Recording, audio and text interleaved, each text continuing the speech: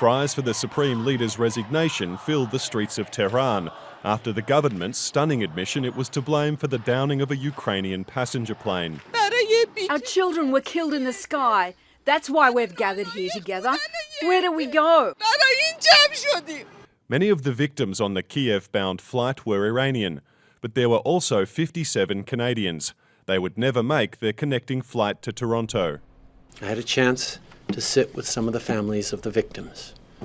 They are hurt, angry, and grieving. They want answers. They want justice. What Iran has admitted to is very serious. It was only last week Iranians were on the streets chanting death to America after the US assassination of Iran's second most powerful figure, General Qasem Soleimani. Iran retaliated with strikes against military bases in Iraq where US troops were stationed. Hours later, an Iranian military officer reportedly mistook the passenger plane for an incoming missile and shot it down. This is the cost from the mischief, inflammation and actions of the US in the region. Really, that night we were ready for a full-scale conflict. But some question why Iran allowed the plane to take off during a period of heightened risk of military conflict. I think my answer is simple. This is absolutely irresponsible.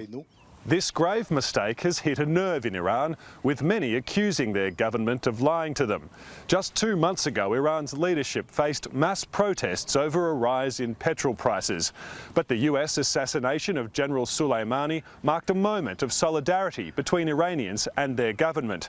It seems that moment is now over.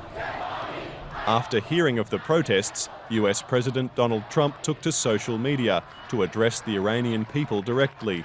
Tweeting in Farsi and English, President Trump called them brave and long-suffering and said his administration stands with them and is following the protests closely.